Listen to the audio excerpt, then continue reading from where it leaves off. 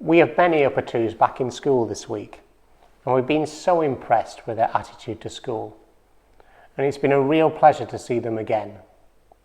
I must thank all my staff, and in particular the support staff, for all their work in making this go so smoothly. I'm doing this assembly from the science labs where the upper twos are having their lessons.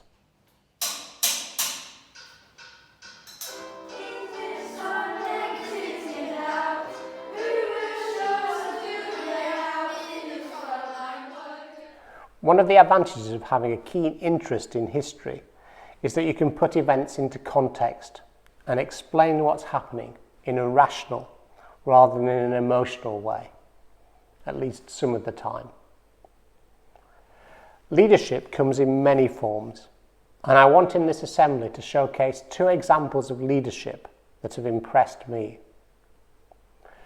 Dr. Martin Luther King was an African-American minister and civil rights leader in the 1960s, who was faced with an awful situation where black people in the United States of America were forced to live worse lives than their white neighbours. They had poor schools, played in different parks, travelled at the back of the bus, and had to give up their seats to white people if needed, and they were not ever allowed to vote. Usually they had badly paid jobs that other groups did not want to do, and they lived in poorer neighbourhoods. They used separate toilets, drank from separate water fountains, and were not allowed to eat at the same cafes and restaurants as white people. Martin was called to leadership when in his town of Montgomery, Alabama, a woman called Rosa Parks refused to give up her seat to a white person on a bus and was jailed.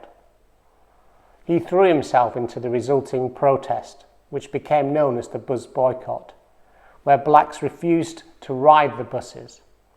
He attempted to persuade everyone that they should live together equally by the force of argument and reason, and not by using violence. The black people in Montgomery boycotted the buses until the town allowed them to sit among white people. There was a violent response to the boycott, and at one stage Martin's own home was firebombed and his family just escaped serious injury or death. His tactics from that point were to go to areas where there was the most discrimination and to tackle it head on. There were many marches in many towns, and gradually black people were allowed into the same schools, parks, cafes, and transport facilities as white people. Martin Luther King then went to Washington and in a famous March for Civil Rights made a speech, his I Have a Dream speech, where he looked forward to a time when white people and black people in the United States could live together with equal opportunities. There was much opposition to this, and he risked his life and some of his followers were killed. But at every stage he kept his campaign non-violent and persuaded his followers to do the same. Having achieved desegregation and voting rights, it was when he was campaigning for equality that Martin was killed in Memphis, Tennessee in 1968 by a white man. He paid the ultimate price for his non-violent protest. This assassination caused riots in many cities in America as tensions mounted between black people and white people. At the same time, a politician called Robert Kennedy was campaigning to be President of the United States of America. He had seen his brother John killed 5 years earlier. Robert was a friend of Martin's and was shocked by his murder. But on the same night, he had been due to make a speech in a black area of Minneapolis. As someone in a leadership position, he was faced with the dilemma of what to do. For Kennedy, this meant only one thing. He went to the meeting and he spoke to the crowd, writing his speech, his new speech, on the way. He said to the people there, "What we need in the United States is not division. What we need in the United States is not hatred.